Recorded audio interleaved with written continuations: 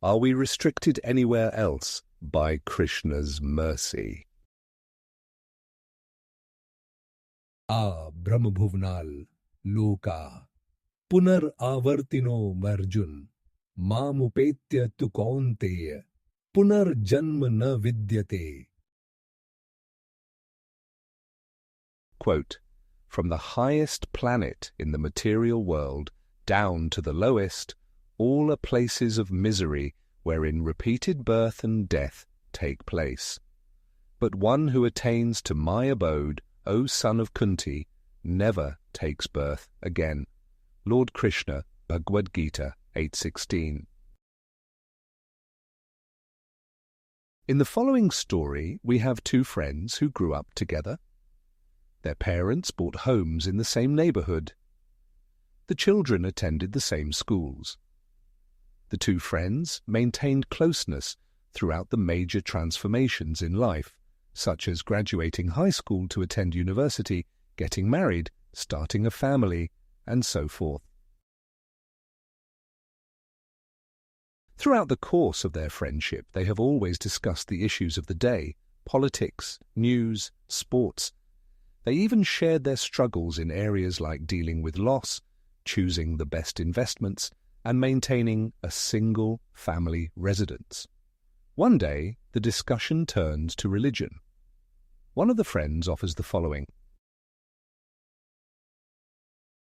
You see, my religion says that only people within the religion make it to heaven. I am not trying to cause division. I am not trying to scare you or anything. But have you given thought as to your future? Will your soul be saved? We are considered saved because of our affiliation. I go to church once a week. I try to be loyal to my faith. How does it work in your tradition? Is there a specific heaven involved? According to our revered leaders, you would not be granted entry into heaven. This is because you are following a different religion. While this thinking is not uncommon, the second friend has never considered the future destination in such a way. Through carefully listening to and deliberating on the teachings of His Divine Grace A.C. Bhaktivedanta Swami Prabhupada, they are adept at identifying patterns, especially when there are similarities between sets that are otherwise considered different. For instance, one aspect to the Vedic tradition that might not be widely accepted within a given community is the scientific definition of a soul. The soul has certain properties. The soul even has a certain size. Take the tip of a piece of hair and divide it into 10,000 parts. One of those parts is like the soul, and this small spark is what lights up the various kinds of bodies. The same soul is within the infant as within the adult. The same soul in the tall man as in the short female. Not the same individual, but the same kind of soul. The same soul is also there in the animal community. The only differences here are in the kinds of body. While another person might be surprised to learn that animals are the same category of life as the human, the equivalence is actually easily discernible. The animal eats, the animal mates. It sleeps and it also defends. These behaviors exist within the human species as well. A person may argue that the human must have a different kind of soul, given the potential for intelligence. But then what happens in old age? Does the human soul suddenly vanish? An elderly person might be so damaged in the body that they can no longer think straight. Their memory is gone. They cannot function on their own. Does that mean they lose their status as a human soul? Rather, the rational explanation is that the body has simply changed. The same soul was there during the period of infancy. In this time, many animals are superior. Does this mean that the infant is somehow eligible to be shipped to the slaughterhouse? Should the indigent and the elderly be condemned to a place focused on total destruction? Once their usefulness to society has run out, do they no longer warrant kindness and compassion? With respect to the restricted entry into heaven, does the same restriction apply anywhere else? Do only members of a certain faith feel the pain of separation from a loved one? Do the winter and summer seasons only impact members of a specific religion? Are the changes between happiness and sadness exclusive to people of a specific geographic region, culture, or ethnic background? Matra sparshastu konte shitoshna sukh dukkha agama paino nityas tans titikshasva bharata.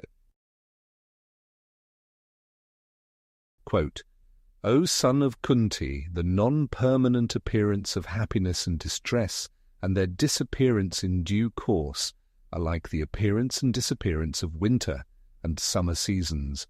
They arise from sense perception, O scion of Bharat, and one must learn to tolerate them without being disturbed. Lord Krishna, Bhagavad-gita 2:14. It would be silly to say that such restrictions apply.